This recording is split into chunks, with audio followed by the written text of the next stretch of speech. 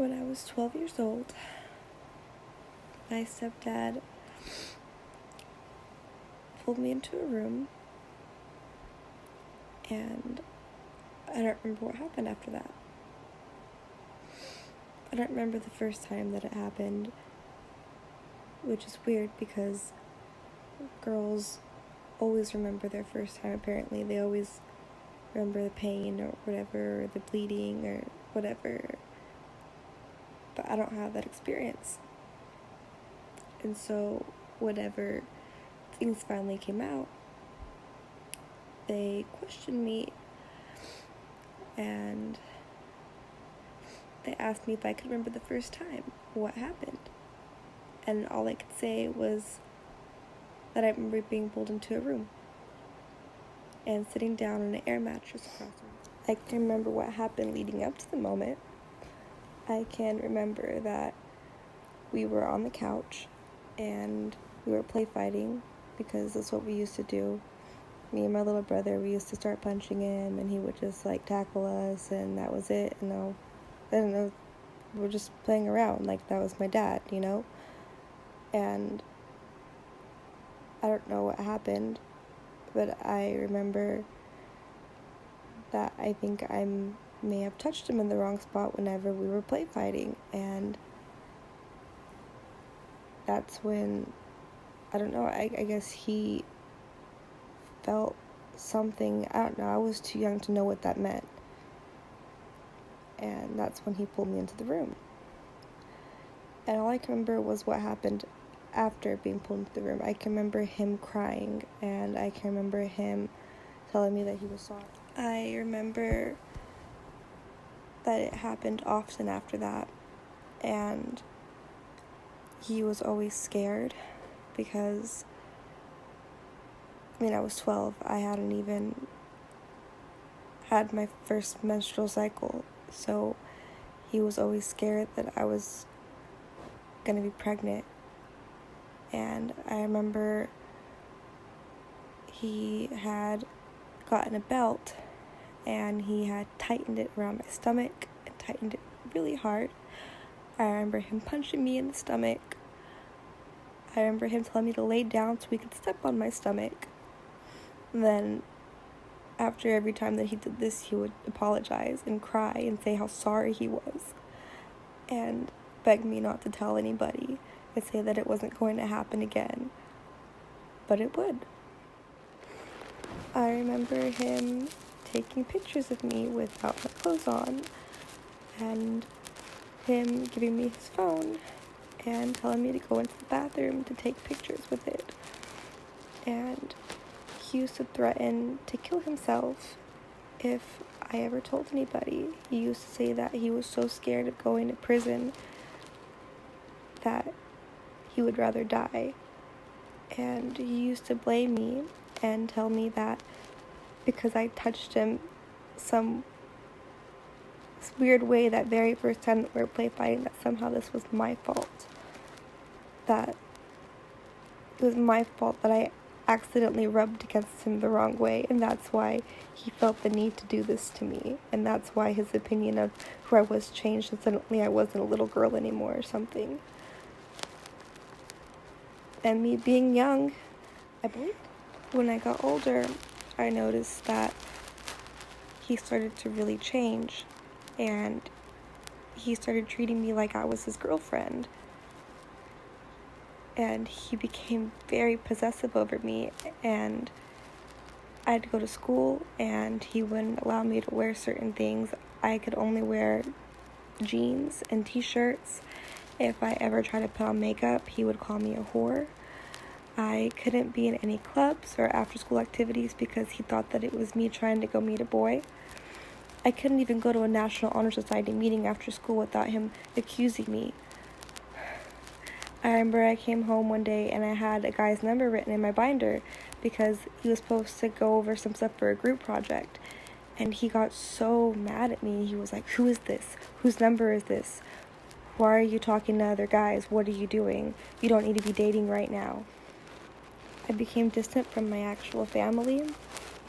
He used to say that I wasn't allowed to see my uncle or my grandpa or my cousin or my actual dad because he didn't trust them not to touch me or around me, because for some reason in his sick mind he thought that everybody thought like him. And so I became distant, and I threw myself into school, and I read books about girls that had adventures and girls that had lives, and I wasn't allowed to have one. And this happened for 4 years, from the time I was 12 to 16, until my mother found out. My mom found out because, well, she had been suspecting for years that he had been cheating on her, but she never had imagined that the person that he was doing stuff with was her own daughter. I mean, can you imagine how heartbreaking that is to find out?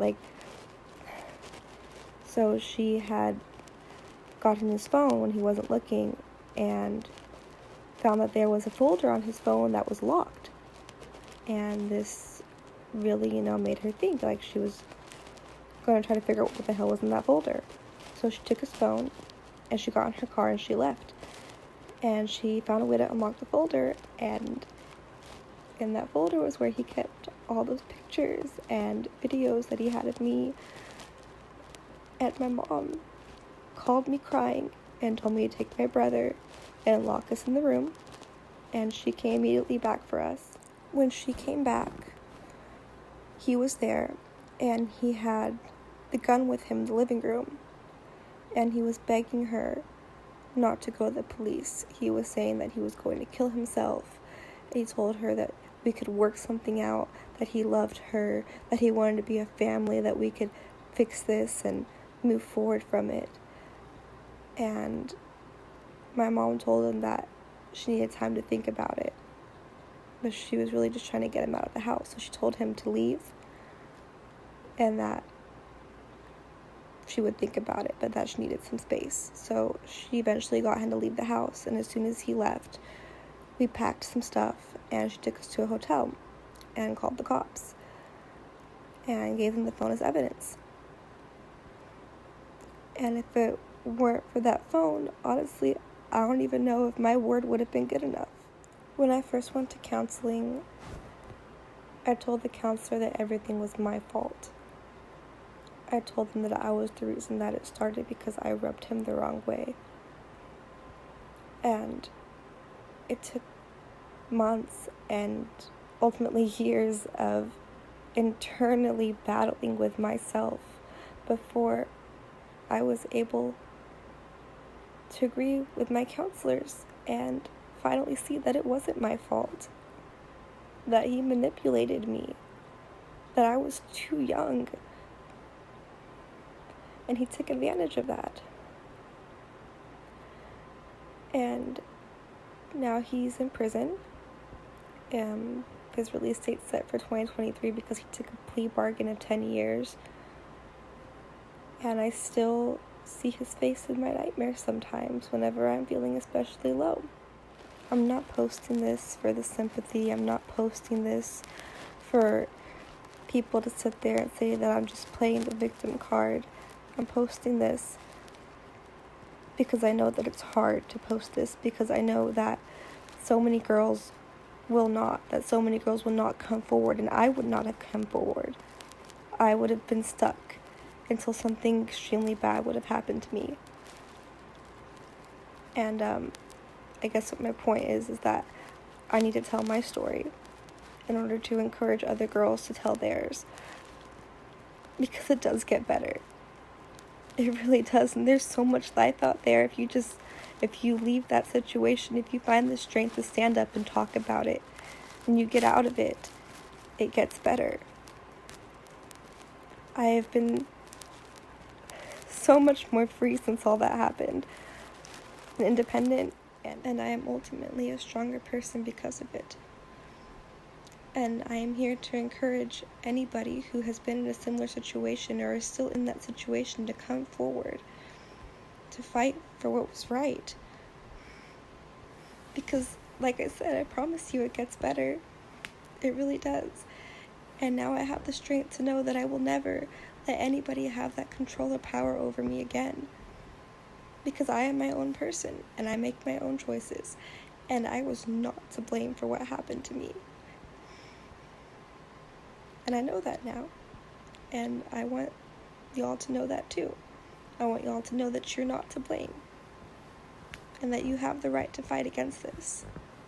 And I will be here to stand there and fight with you.